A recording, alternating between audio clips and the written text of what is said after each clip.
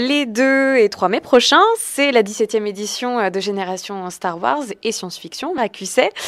On sait que le sel de cette convention, c'est les invités, donc on a envie tout de suite de vous poser la question, qui vient cette année?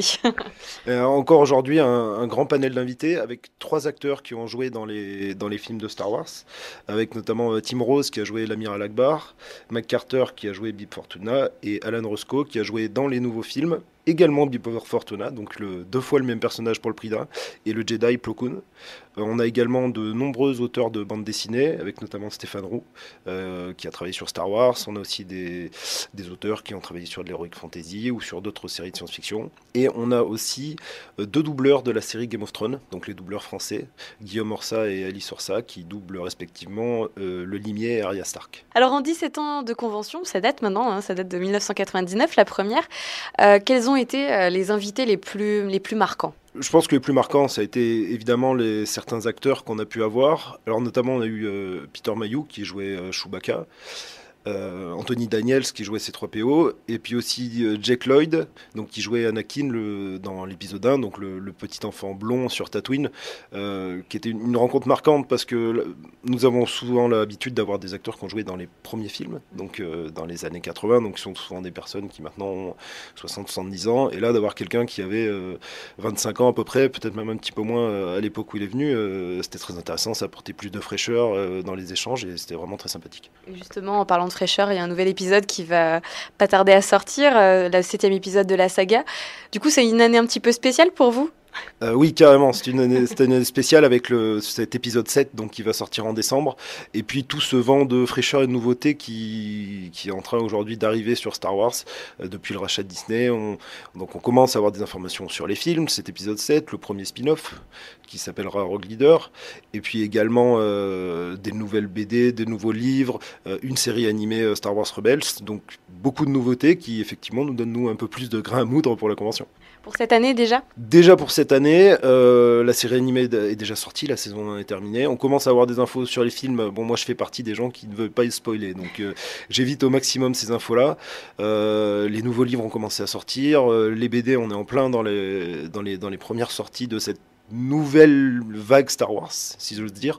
Donc oui, là déjà on a beaucoup de choses à dire. C'est pour ça notamment qu'on aura une conférence par le site internet Star Wars Universe sur l'avenir et l'actualité de Star Wars au 3 mai. Donc on a pas mal parlé des invités. Est-ce que vous pouvez nous dire un mot des animations qu'il y aura autour de la convention? Oui, effectivement, on va avoir plusieurs conférences. Donc cette conférence de Star Wars Universe sur l'actualité de la saga Star Wars.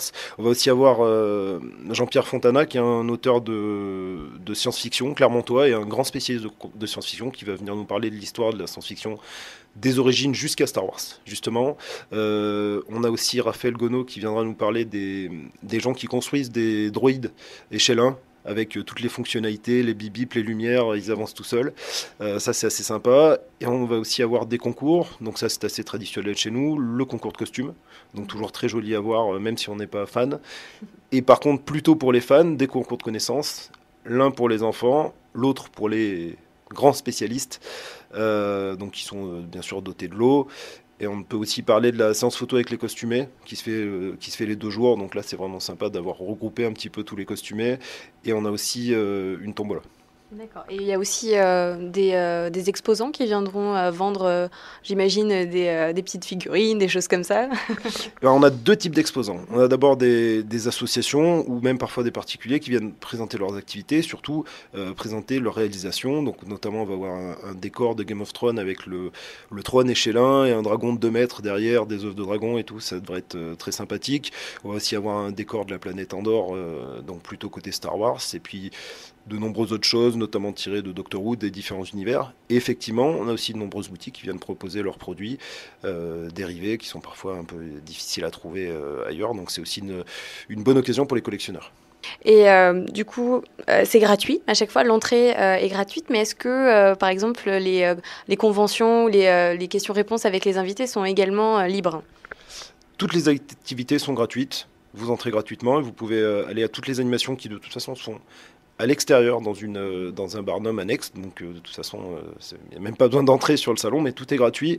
Après, Voilà, il y a ce qui est payant à l'intérieur, c'est plutôt des achats, des boutiques. Nous, on propose des tickets tombola et une buvette, ce qui est, nous, notre façon d'avoir un petit peu d'argent pour pouvoir permettre de faire la convention l'année prochaine. Et ce qu'on va proposer aussi à la vente cette année, c'est des goodies de Génération Star Wars, des objets faits spécialement pour l'occasion. Et là, tous les bénéfices seront versés au service pédiatrique de l'hôpital de Vichy. Donc c'est vraiment un choix délibéré de faire l'entrée gratuite. Vous auriez pu faire payer parce que ça a beaucoup de succès d'année en année. Oui, c'est quelque chose d'assez rare dans ce milieu-là. Et c'est un peu notre marque de fabrique, l'une de nos marques de fabrique, et on y tient beaucoup. On n'est pas là pour se faire de l'argent, on n'est pas une boutique, on est une association à but non lucratif. On est supporté par la ville de QC, par le conseil général de l'Allier. Et voilà, on fait quelques activités comme cette vente de tombola et buvette qui nous rapporte un petit peu d'argent pour vivre. Les boutiques qui viennent aussi payer leur emplacement, ce qui n'est pas le cas de toutes les associations et tous les gens qui viennent présenter de l'exposition. Eux, ils viennent gratuitement. Et voilà, ce qu'on a envie, c'est que le fan pur et dur s'y retrouve et vienne. Et le fan pur et dur, lui, sera peut-être prêt à payer quelques euros pour venir voir ce qu'on a à lui proposer. Mais on a envie aussi que la famille qui ne sait pas quoi faire son dimanche et qui veut découvrir un univers qu'elle ne connaît pas, ou simplement mettre des étoiles dans les yeux des enfants qui vont voir de nombreux costumés et tous ces décors, ces expositions, puissent venir sans avoir à laisser un billet de 10 ou 20 euros.